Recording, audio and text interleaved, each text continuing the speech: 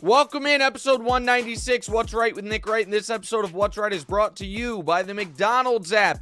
You guys know I love the McDonald's app for McDelivery. I love it because it's perfect for any situation. It's pouring rain, you don't want to go out, but you still want your delicious McDouble. McDelivery. Let's say your team's playing, you don't want to miss a single second.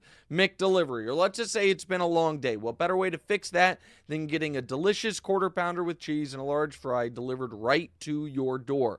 I love to order McDelivery when I'm watching a game or spending time with my family and don't want to get out of the house. And now, every time you order McDelivery in the McDonald's app, it earns you points towards free food, and everybody loves free food. So there's always a reason to order in the McDonald's app. Download the McDonald's app today at participating McDonald's. Delivery prices may be higher than at restaurants. Delivery and other fees may apply. Copyright 2023 McDonald's. All right, welcome in. What's Right with Nick Wright. First show post-Thanksgiving. All it took was us to not actually do a gambling show, and I went 4-1 on my picks, documented on Twitter, 4-0 going to start the first four, and then the last one, the Browns, Dorian Thompson-Robinson got injured, and that pick went to die with P.J. Walker playing quarterback. But that puts us, I do believe, we will check on Thursday. We are right at 500.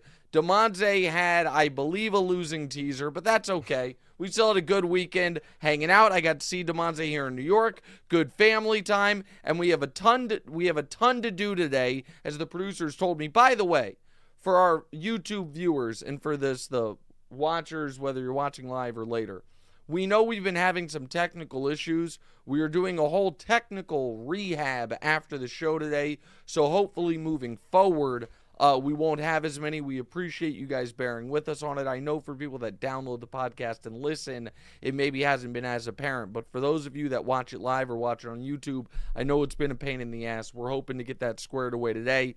All right. And one of the reasons I thought of it is Gabe told me before the start of the show to not be moving around so much because it messes with the internet. And I, of course, start the show by waving my arms wildly because I don't know how to do this any other way. We have a lot to get into today. Week 12 in the NFL. And today, the Pro Football Hall of Fame semifinalists came out. That's one of my favorite days of the year. So we'll get to all of that. But first, we will get to what missed. So what missed the cut for today's show is Dolly Parton cursing the Cowboys because I don't believe in that. Dion losing some recruits at Colorado, as that seems to have at least briefly gone left on him. And LeBron plays the most minutes of anyone in NBA history, also has the worst loss of his career. None of that is in today's show. Here is what is in today's show. Damoza, start us off. Yes, the Pro Football Hall of Fame announced their 25 semifinalists for this year's class. Julius Peppers and Antonio Gates are eligible for first ballot selections. What are your thoughts on those? Okay, this is why the Pro Football Hall of Fame, in my opinion, is the best of the Hall of Fames. 25 semifinalists. That list will be whittled down to 15 finalists, and then of that 15, 5 make it.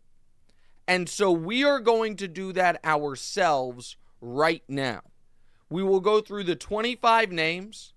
We will eliminate 10 right off the bat, and then from those 15 remaining, we're going to have some very hard choices. So I will do this as quickly as I can, but this is one of my favorite exercises. It also should be noteworthy for contemporary watching of football when you hear people throw around the term, oh, he's a future Hall of Famer. It is a god-dog difficult Hall of Fame to get into. So, going by position, there are no quarterbacks eligible of the semifinalists right now, so we can get rid of them. Running backs, Tiki Barber, easy elimination. Really good player, played in a big market. I understand, had a big name and some big moments. He is not a Hall of Famer. I'm surprised he was even a semifinalist. Eddie George, we're okay with him being a semi. We won't cut him right now. The numbers are good. His value to a really good team was great.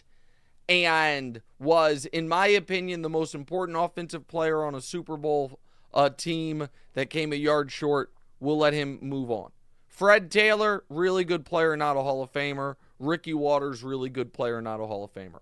Wide receiver, Anquan Boldin, awesome player. He gets cut. It's not even a question. Torrey Holt, who has been banging on the door repeatedly, has really eye-popping numbers. He'll move on to the semifinalist category. Andre Johnson, he is a no, to me, what makes a Hall of Famer, one of the things is, were you in the discussion for the best in the league, the best, for multiple years? Andre Johnson absolutely was. He moves on. Steve Smith, overachiever, really good player. The numbers are better than you think. We'll advance him to the semifinalists. Hines Ward, absolutely not. I understand people loved his blocking and he was a champion. He's not a Hall of Famer. Reggie Wayne, he'll move on for now. Tight end, Antonio Gates. He has to move on as a semifinalist. Unbelievable numbers. Again, remember, we have to cut 10, then we have to cut another 10. Offensive line, Willie Anderson was a really good tackle for the Bengals, had a really good career, was not a Hall of Famer. Jari Evans, guard for the Saints forever, one of the best interior offensive linemen of his era. If I'm not mistaken, a member of the All-Decades team. He moves on. Now we're to the defensive side of the ball. Eric Allen, long career, good career, maybe even a great career. He's not a Hall of Famer. Rodney Harrison, he moves on to the next round. Was great with the Chargers, then won 2 Super Bowls with the Patriots, was awesome with them. He's a finalist. Darren Woodson. That guy's a Hall of Famer to me. Was awesome with the Cowboys, an all-decade team member, won 3 Super Bowls, one of the linchpins of their defense. To me, he's a Hall of Famer. He certainly moves on. Linebackers, London Fletcher, not a Hall of Famer. James Harrison, a Defensive Player of the Year, the single greatest play in Super Bowl history, a champion, he moves on. Patrick Willis, one of the greatest players, the best inside linebacker of his era. Now, it was a very short career, but he, to me, was a Hall of Fame player. He moves on. Defensive line, Jared Allen. Played for my Chiefs, was excellent. Played for the Vikings, was excellent. Great counting stats. Was never the best, second best, or third best at his position. He doesn't move on. Dwight Freeney, he absolutely does. Robert Mathis, who played alongside Dwight Freeney with the Colts, really, really good player, not a Hall of Famer. Julius Peppers, no doubt, one of the greatest players I've ever seen. He moves on. And then the specialist, Devin Hester, the single greatest kick returner and punt returner in NFL history, he must move on. So cut from this group are the following: Tiki, Fred Taylor, Ricky Watters, Anquan Boldin, Hines Ward, Willie Anderson, Eric Allen, London Fletcher, Jared Allen, Robert Mathis. Those are all great players. They're all cut. But now it gets damn near impossible. Our finalists are the following, and we can only include 5. And this is why, again, when people throw around, oh, he's a future Hall of Famer, are you sure about that? We can only include 5. Eddie George, Torrey Holt, Andre Johnson, Steve Smith, Reggie Wayne, Antonio Gates, Jari Evans, Rodney Harrison, Darren Woodson, James Harrison, Patrick Willis, Dwight Freeney, Julius Peppers, Devin Hester. It's so hard here. Eddie George is out. That's 15. And so... Sorry, good. That's 14. Okay, well then we can add... All right, then whoever I wouldn't have included... wouldn't have made it anyway. So I don't know who I left out, or if I didn't mention someone, Did I not say Antonio Gates? Maybe I didn't say Antonio Gates. My apologies. He's definitely on the very short list. I thought I counted this out properly. Maybe I'm wrong. Eddie George, you're out. Torrey Holt, who's been waiting forever, you're out. Reggie Wayne, you're out. Steve Smith, you're out. God dog it. Rodney Harrison, you're out. That then leaves us the following guys left: Andre Johnson, Antonio Gates, Jari Evans, Darren Woodson, James Harrison, Dwight Freeney, Julius Peppers, Devin Hester. Who are the absolute, no doubt, must-have in? Julius Peppers is a no-doubt first-ballot Hall of Famer. He is in my opinion. Andre Johnson was either the best or the second-best wide receiver in the NFL with terrible quarterbacks for a half-decade. He's got to be in. Patrick Willis, one of the greatest inside linebackers in NFL history. He's got to be in. Devin Hester, the single greatest kick returner in NFL history. He's got to be in. That's 4. Andre, Patrick Willis, Julius Peppers, Devin Hester. That means we have 1 spot available for the following guys: Jari Evans, one of the greatest interior linemen ever, an all-decade team member. Antonio Gates, one of the 4 greatest pass-catching tight ends ever. Darren Woodson, a linchpin of a dynasty. James Harrison, a defensive player of the year who had the greatest play in NFL history, in Super Bowl history, and Dwight Freeney, whose numbers are beyond belief, and I believe was an all-decade team member. Let me check. Was an all-decade team member. This is why this is the best Hall of Fame and the hardest Hall of Fame. I watched Dwight Freeney his whole career.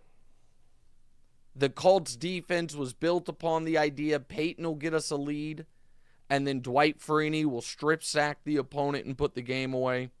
He's in.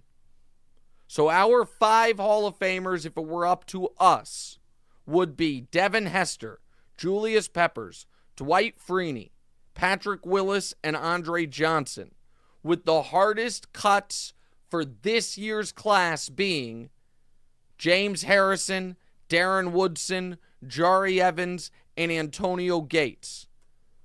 So here is why this is such a tricky sport to do the Hall of Fame.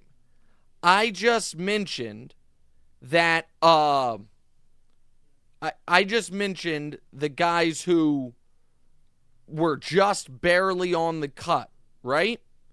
And let me make sure I have this right. And I'm going to try to find this in real time. The problem for this is always that guys who are on the cut and then all of a sudden come available, or like they just barely missed out. So for me, you had James Harrison, Antonio Gates, who was a first ballot eligibility, Jari Evans, and who's the other one that I had? Darren Woodson, just barely miss out. The problem is next year, who is added to the list because all of a sudden they're eligible. So in 2025, Luke Kuechly, Marshall Yanda are the biggest names eligible. I don't think either one of those guys will be a first ballot. Patrick Willis wasn't a first ballot, and he has a very similar profile as Kuechly. So maybe we can get some of these guys who have been waiting in. Because in 2026, Drew Brees becomes available. He takes one of the spots. And in 2027, Adrian Peterson becomes available. He takes one of the spots. Antonio Brown does too. That's going to be a very tough one. And in 2028, Tom Brady and J.J. Watt become available. They take 2 of the spots. So point is, over the next 5, 6, 7, 8, over the next 4 classes after this year, there are 20 guys that are going to go in. But 4 of them are no doubt first ballot guys that aren't right now in the group. So these guys who have been waiting, a guy like, let me find a good example, someone like Reggie Wayne or Torrey Holt might just never get in. And James Harrison, who I love, is going to be waiting forever. And so I think it's the best Hall of Fame. I think it's the hardest Hall of Fame to make. I think it is the coolest one to debate and discuss. And there are just certain years that you're like, well, how are we going to leave these guys out? Because they only let 5 in. Okay, I hope that was interesting to you guys. I love doing that every single year because it's a good reminder. You watch NFL football and you hear the announcers call a lot of guys future Hall of Famers. Man, oh man. You know what? I want to do this. If everyone else, every other podcast, maybe I have the wrong recipe for success. Other podcasts that are highly successful, they're also not immediately getting into last night's sports stories. Instead, they are just talking repeatedly and nonstop about the freakiest sex imaginable.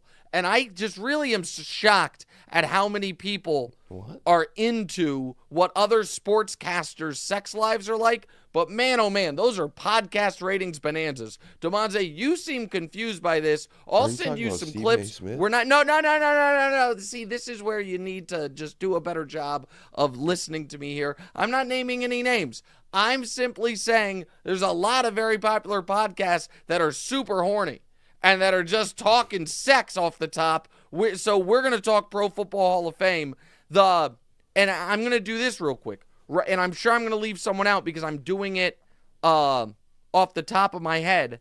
But how many right now, no doubt, Hall of Famers are currently playing? The Miami Dolphins have 1 in Tyreek Hill. The Buffalo Bills have 1 in Von Miller. And then Josh Allen obviously is pacing towards a Hall of Fame career, but he's not. If he stopped now, he wouldn't be close to it. The Jets have Aaron Rodgers. The Patriots have nobody. And if I mention any team and you think I'm missing someone obvious, go ahead and tell me.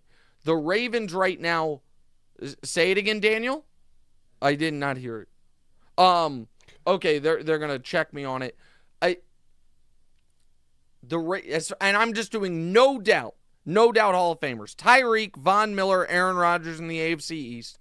The Ravens right now have none. Lamar is pacing towards it, but he's not there.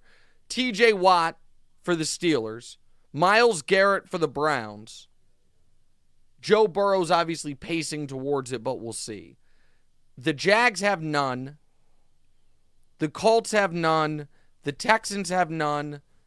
Derrick Henry is not a no-doubter, but I'm going to add him. He's pretty damn close. Derrick Henry. For the Ravens. Oh, good call. Justin Tucker. Good call, Damoza. So now we're at 7. The Chiefs have 2 in Mahomes and Kelsey. Chris Jones is not a no-doubter. He might make it, but he's not a no-doubter. The Broncos have none. Russell Wilson's going to be a borderline. The Raiders have 1 in Devontae Adams. We're at 10. The Chargers have none. In the NFC, the Eagles have Jason Kelsey. Lane Johnson's going to be borderline. The Cowboys have, Micah's pacing towards it, but way too far away, have none. The Giants obviously have none. Washington has none. Detroit's got none. Justin Jefferson's pacing towards it for the Vikings, but he's not there yet. And I'm sure there's Khalil Mack's not a no. He'll be borderline at best. And I'm sure I'm leaving out some older defensive players who I've forgotten are still playing that have Hall of Fame careers. The Packers have none. The Bears have none. The Falcons have none. The Saints have none. Mike Evans is not going to be a no-doubter, but we'll put him on there. He's putting up quite the career. The Niners, Trent Williams is a no-doubter. Christian McCaffrey's pacing towards it, but he's not there. The Seahawks have none. The Rams have Aaron Donald. And I'm sure I'm forgetting someone really good. So there are right now, in my opinion, 15 no-doubt And by the way, the quarterbacks, a bunch of these quarterbacks will make it. But the only active quarterbacks right now who have already done enough to be no-doubters are Rodgers and Mahomes. All the other quarterbacks still have a lot of work to do. Rodgers and Mahomes could walk away today and be Hall of Famers. Okay, there's our Hall of Fame half hour. Now let's get to what was actually planned for the show. Go ahead, Damoza. All right, Philly took care of business in Philly against the Bills. Per usual, you probably thought they would have done that. But the Bills did play them close. It went into overtime. And now Josh Allen has 0 overtime wins throughout his career. He made a couple mental errors there at the end. Would you like to say anything to Bills fans to make it worse, or? No, I don't want to make it worse. Listen, Josh Allen played really, really well in that game. I thought Josh Allen outplayed Jalen Hurts. Jalen Hurts had a second straight really odd game where he did not play well at all to start the game and then made critical play after critical play late in the game. And the Eagles are just great at finding ways to win, and I give them massive credit. The Bills should have won that game. They are great at finding ways to lose games, but that wasn't on Josh Allen, the interception notwithstanding. But here is the part where Bills fans and I are going to agree. And I mentioned it on TV, and to me it is the story from the NFL weekend. Sean McDermott didn't trust Josh Allen at the end of that game. The Eagles are lining up for a 59-yard field goal. The Bills have 2 timeouts. The Eagles are down 3. McDermott, in my opinion, foolishly wastes one of those timeouts to ice the kicker, even though with 70 years of data, we have no data that supports icing kickers helps or hurts the proposition. It's just doing it to do it, and they burned a timeout that they could have used, and I would argue the Eagles, because they didn't have a timeout of their own, were happy the Bills called timeout so they could settle the whole situation down. So McDermott could have had the ball on the 25-yard line with 20 seconds left and 2 timeouts, where a field goal wins the game. Keep in mind, the Bills' best chance at a Super Bowl was ruined by Patrick Mahomes having the ball at the 25-yard line with 2 timeouts and 13 seconds left. You had a whole extra 7 seconds. Now, McDermott burns the 1 timeout. You still have 1 timeout, 20 seconds. Field goal wins you the game. To take a knee there with Josh Allen when he was playing as well as he is such an indictment on your faith in that quarterback. And while I've been critical of Josh Allen, the entire team is built around the idea that you have a superhero at quarterback. And for them to take a knee, and it's not like, oh, we have a ton of history of winning these games in OT. Sean McDermott's never won a single game in overtime as a head coach. Josh Allen's never won a single game in overtime as a starting quarterback. You don't have a ton of history of that. And with 20 seconds and even just the 1 timeout, you have the entire field to work with. You can throw over the middle, call timeout, get it around midfield, then try to work the sideline and try a 55-yarder to win the game. So, listen, the Bills, DVOA says the Bills have a 14% chance of making the playoffs. The ESPN analytics folks say 15% chance. Vegas has the Bills at a 17% chance. The Bills have a 0% chance of making the playoffs.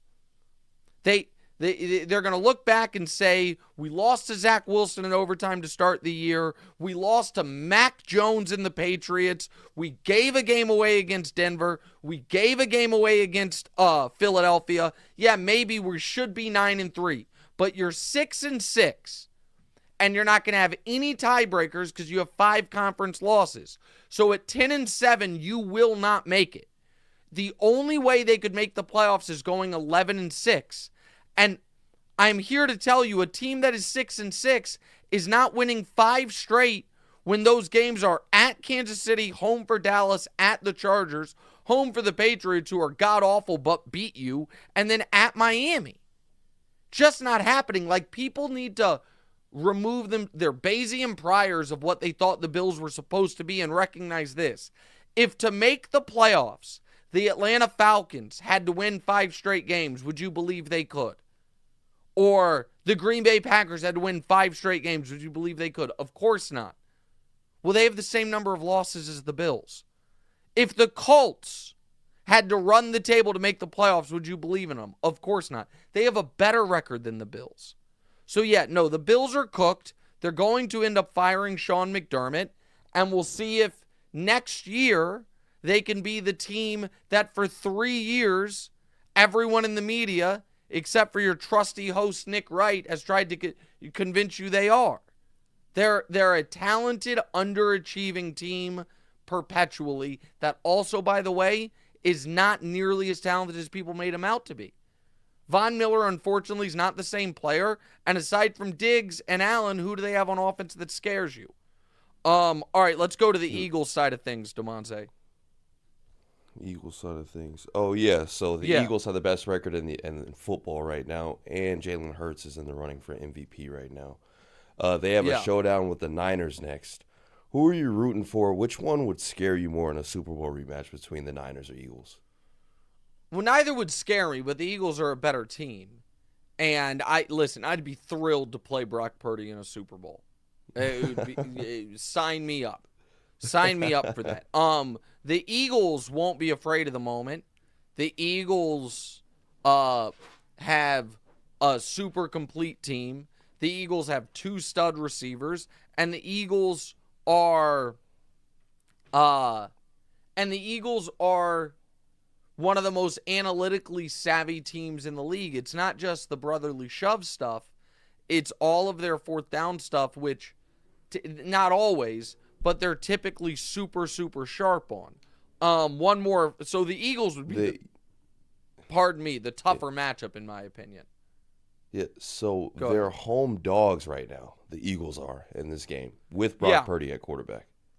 Yeah, I think it's wildly disrespectful that a 10-1 healthy Eagles team is a home underdog. It's not to say the Niners can't win that game, but that is a wild line. They're 2.5 point dogs at home.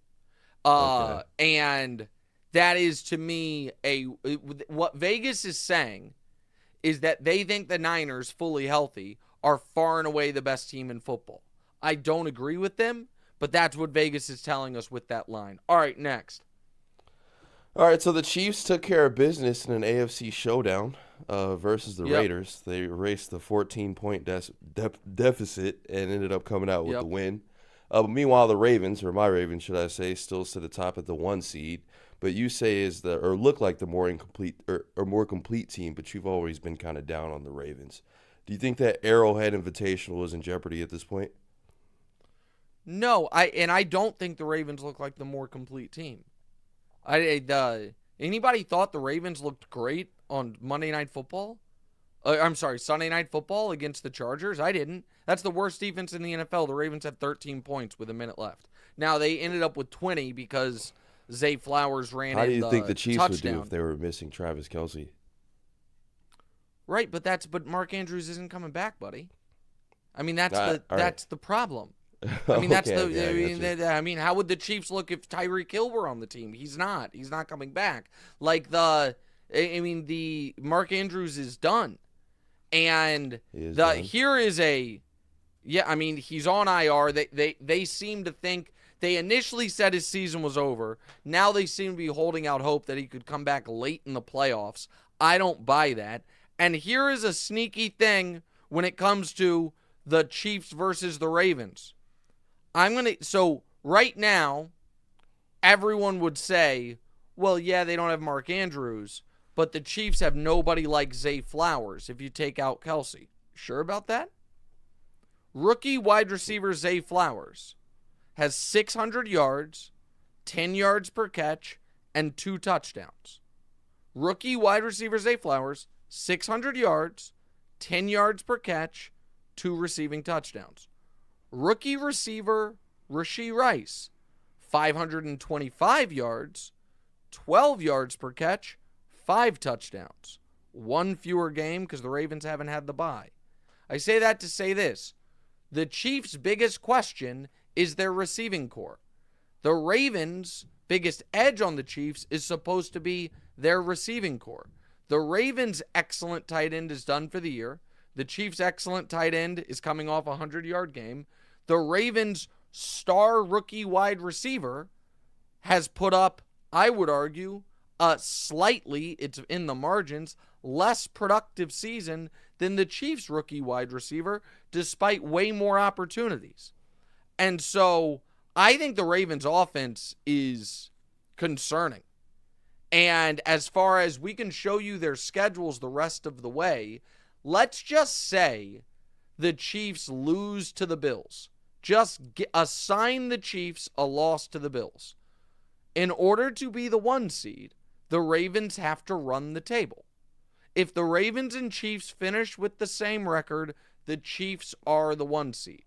So the Ravens will have to not only handle the Rams, but then beat the Jags in Jacksonville, beat the Niners in San Francisco, beat the Dolphins at home, and a divisional matchup where the Steelers playoff life might be on the line. They have to run the table there.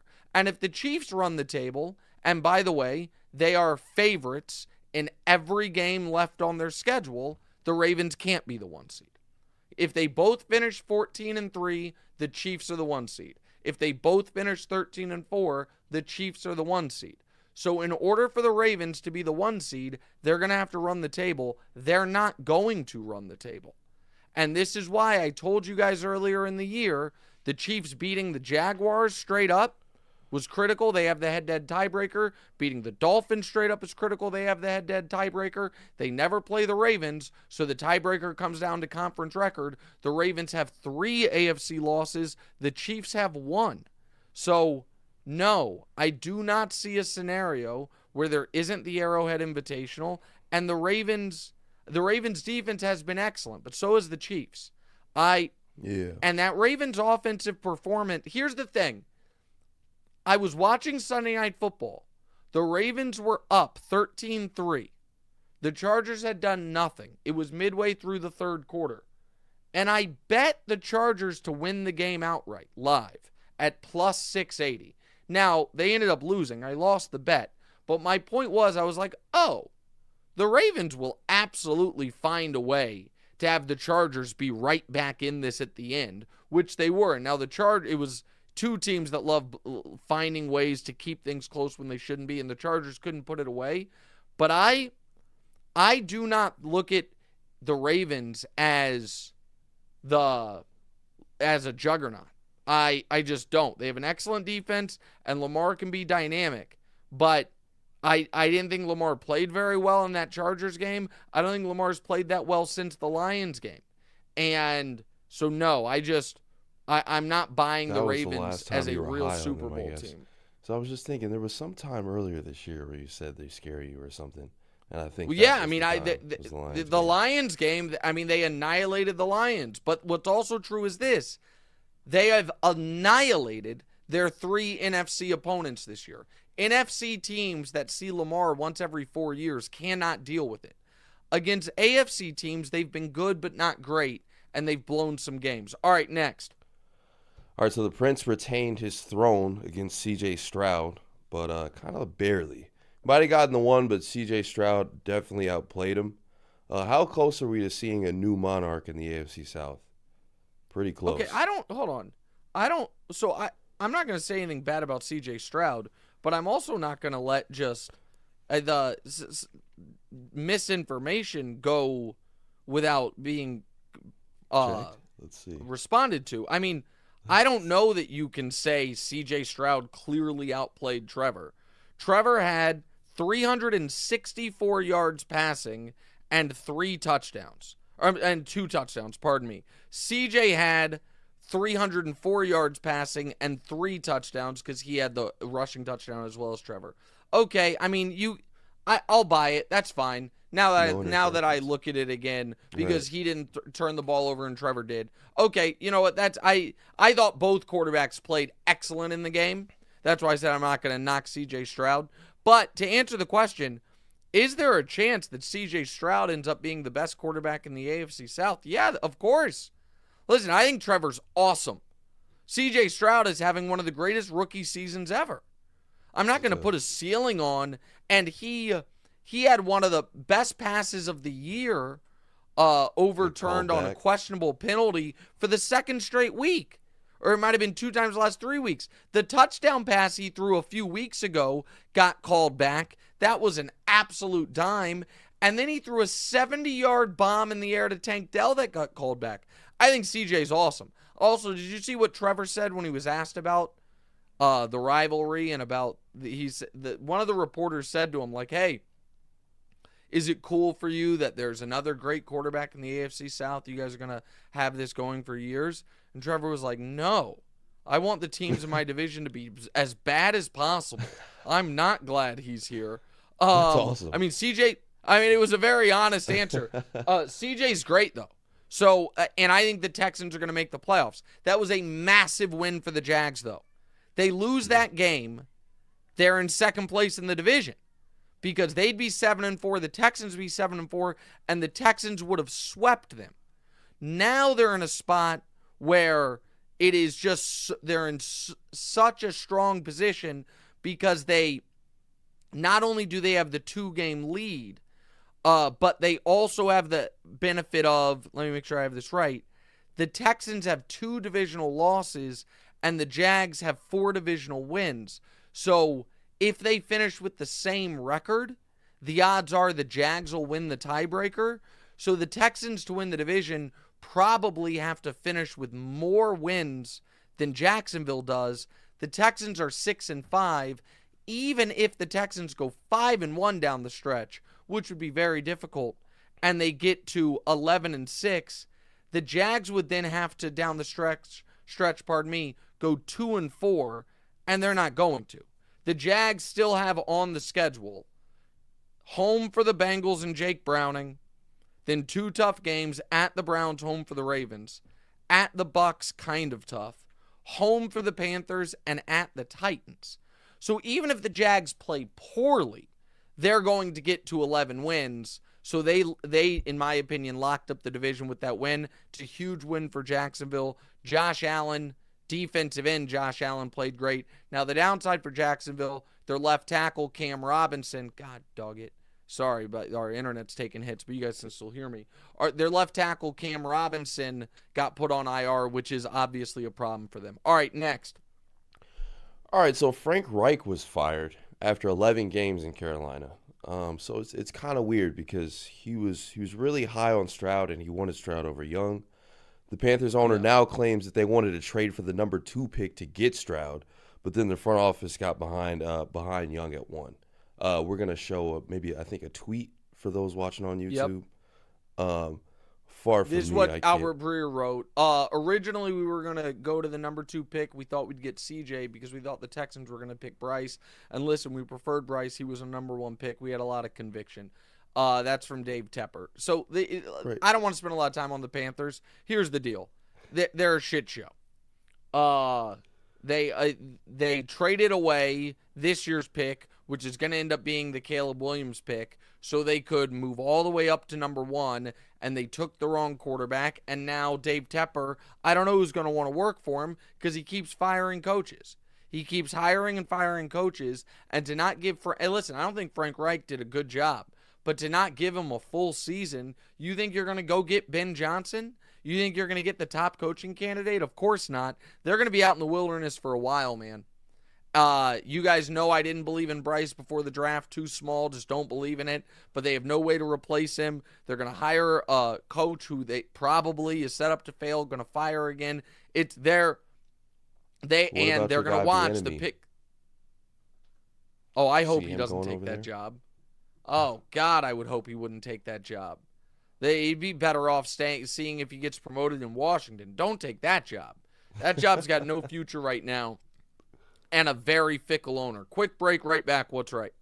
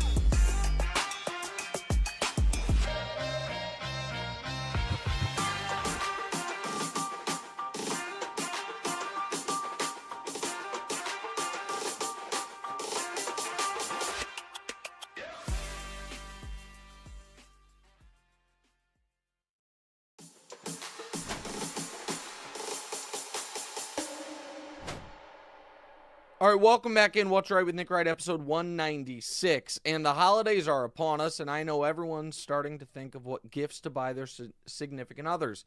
I know I have. I'm excited to share a great holiday gift idea with you. Lightbox. Lightbox lab-grown diamonds are proudly grown from 100% renewable wind energy at the Lightbox Lab in Portland, Oregon. Not only that, but they are simply priced. Lightbox's lab-grown diamond jewelry ranges from classic studs to more of-the-moment tennis bracelets, drop earrings, and more. I know my wife would like any one of those. Lightbox lab-grown diamonds are perfect for family, friends, or even yourself. Make it easy for yourself and get everyone something special with the discount we have for you. Shop now at lightboxjewelry.com and use promo code NickWright for 10% off site-wide. That's promo code NickWright for 10% off site-wide. All right, well, pardon me. Welcome back in. What's Right with Nick Wright? We'll get to your listener questions and comments in the C block in about 10 minutes. But Damoza, let's get right to it. We want to talk Belichick here, so go ahead. Yeah, so Mac Jones was benched again for Zappy. The Patriots couldn't take care of business against the future Hall of Famer Tommy DeVito. At the end of the game, Belichick opted to go for overtime rather than get the dub. It backfired, and they missed the kick, losing the game. What's more likely? Do you think Belichick is tanking, or he has zero faith in anybody on his team? I mean, neither. The kicking the field goal there was not a controversial decision. It was they had a 4th and 5, which on the 17-yard line. That if they, with at most 25 seconds left, they ended up kicking the field goal at 6 seconds because they let the clock run down. Going for it there would have been absolute suicide. You have a rookie kicker that you drafted in the 4th round. You have to kick the field goal there. The kid just missed, and go ahead. Is that the kicker that that's the kicker that just got cut, right? And do you think? No chance he just got cut. Did he? Did I miss that? I think he did. I could be wrong. But do you think he would have gone for it with Brady? No, you never go for it there. I don't even know what they're talking about. No, of course not. You have to kick it. You're on the 15-yard line with 30 seconds left. You play for overtime against Tommy DeVito. That's not the problem. The problem was starting Mac Jones, who is listen, people can say Zappy's terrible, and Zappy is terrible, but Mac Jones is broken as a player. Flatly broken as a player. So, listen, I don't think they're tanking. I think the roster has been terribly constructed, and I think they don't have enough talent. And if they end up lucking into Caleb Williams, I'm going to be sick to my stomach. But I think the Panthers the Panthers might not win again all year, and that pick will go to the Bears. The question is, the Patriots right now, Patriots, Cardinals, Panthers, all have 1 or 2 wins. Everyone else now has at least 4. So the worst case scenario for the Patriots is probably they end up with Marvin Harrison Jr., which is not a bad scenario. But in that scenario, they still wouldn't have a quarterback. But no, they're not tanking. They're just not any good. All right, next. All right, we're playing a game. Today's this or that. Yeah. First off, we got the Broncos. They're the hottest team in the AFC, riding a 5-game win streak. You've been calling Denver and Russ Cook for a while now, but it seems like they may have figured some stuff out. Going forward, the Broncos are dangerous or cooked. No, they're frauds. I mean, I just really wonder sometimes if people watch games. Like, am I the only person watching games? People are like, oh, Russell Wilson, 20 touchdowns, 4 picks. Dude threw for 135 yards. His coach clearly doesn't trust him.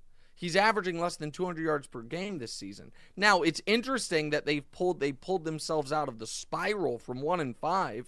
But I think they probably lose their next 3 games. Now, in fairness, I thought they were going to lose to the Browns. But I also think they would have lost to the Browns if DTR didn't get knocked out of that football game.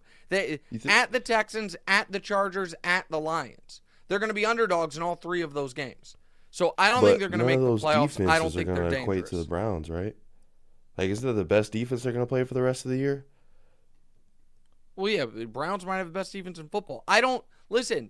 This is one of those things. If I'm wrong, I'm wrong. I'm not going to be wrong. Here's what I find interesting. Let me check this. Preseason NFL win totals.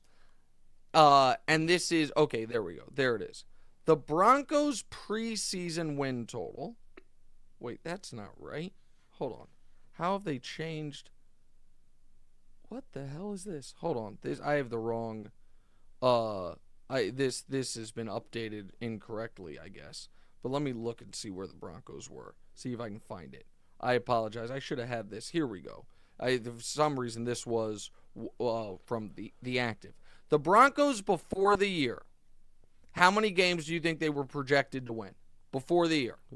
Give it a guess. 8 or 10, actually. Call it 10. No, 8.5. You were closer. Okay. 10's a very high number. So the Broncos are likely this year going to finish under their win total.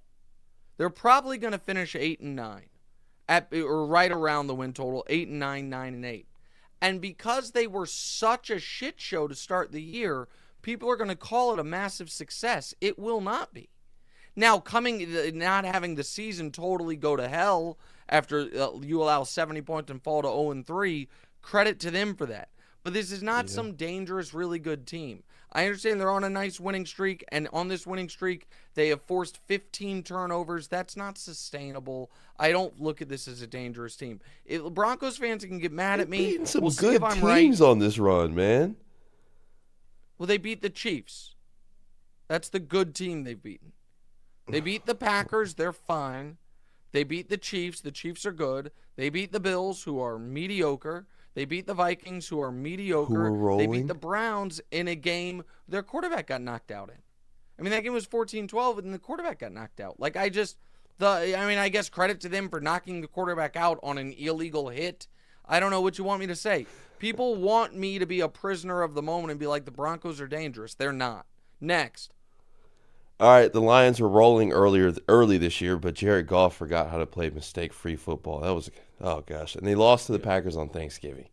Things in Detroit are fixable, or are they doomed? Well, our Lions number 1 seed bet is doomed. That's for sure. I liked that bet a lot. That's now cooked. I don't want to say they're doomed, but what's wrong with them is not fixable. It's very simple what's wrong with them. If you can pressure Jared Goff, he's terrible. Yeah. This has been who he's been his whole career. And this is another one of those things that folks just, when Goff had a stretch, he's putting up amazing numbers. And folks they're like, oh, are you going to apologize to Jared Goff? No. We have known for his whole career, if he's protected, he can look awesome. He was the quarterback for one of the highest scoring teams in NFL history with the Rams. He went to a Super Bowl. We saw him last year with the Lions on their winning streak in the beginning of this year. When he's protected, he's excellent. The problem is he deals with pressure, and I don't mean like existential pressure. I mean the actual like pressure of a pass rush, worse than just about any quarterback in the NFL. And I know people think this is like silly old scout stuff, but you saw it firsthand on Thanksgiving. He has tiny hands, and he cannot hold on to the football if he gets hit. That stuff matters. And so that's not fixable. The reason I was high on the Lions was if they got home field and he could play in a weather-controlled dome and had one less playoff game to play and they could block it up, that Lions offense is dynamic, and the defense, I thought, could be just good enough. But the defense has regressed, and the offensive line the last couple weeks has gotten its butt kicked. I should say the last couple weeks, but a couple times in the last few weeks has gotten its butt kicked, and all of a sudden, he's throwing 3 picks against Chicago. He's fumbling 3 times against the Packers, gets annihilated against the Ravens. Like, there's a problem. It's just flatly a problem. So I don't think they're doomed. They're a good team. But this is not a team that's, if you can pressure him, he's going to fall apart. Next. All right, my favorite. Draymond is returning after his 5-game suspension, but it doesn't really seem like he's learned his lesson. He said, I'm going to be me no matter what. So players should probably start working on their self-defense skills. It's more likely that Draymond will get suspended again or clean up his act. I mean, the second one's not an option. Yeah, I mean, it's just a total lack of accountability. And this whole idea that where he's like, listen, I paid my price. I got suspended for a game of the finals. Buddy, you've had like 9 egregious incidents since then. Draymond's an all-time great player, and he's a legendary player. He is also all-time first-team lack of self-awareness. And just the failure to take accountability. And what Gobert said, man, about if Steph's not there, he doesn't want to play. The numbers backed that up, and that was a cutting insult by the Frenchman. All right, last one. Go ahead. All right, last week you went on Mina Kimes' podcast and roasted sports media for being so in on pointless Thanksgiving topics. The take blew up, but maybe not in the way that you'd want. So let's take a look at 3 tweets. We're going to show you guys on YouTube. When did Nick Wright start looking like Shia LaBeouf cosplaying as Adam Driver? That was good. Nick Wright looks like a homeless magician. That was pretty good. And the best one was, why does Nick Wright look like he sells used cars to Dothrakis? All right, that's a good. I mean, those are all really funny. So here's the thing. I thought these were really well done. I thought that the commenters because I was still wearing my suit from TV, but I was in like a windowless room. I had a smudged camera. My hair was even more of a mess than usual, so I looked a little odd on Mina's podcast. I'll take that. I'm fine with that. Those insults, I thought they were really well done. I thought the homeless magician line was legit hilarious, and the sells used cars to Dothrakis was one of the most unique insults I've ever heard. We answer your chat questions next. What's right?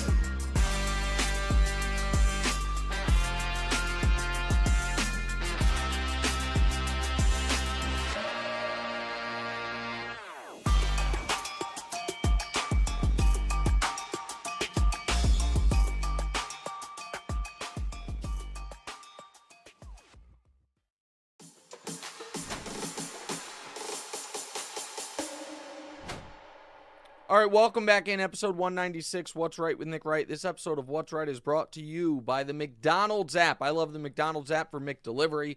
Love it because it's perfect for any situation. Pouring rain, don't want to go out to get your McDouble, McDelivery.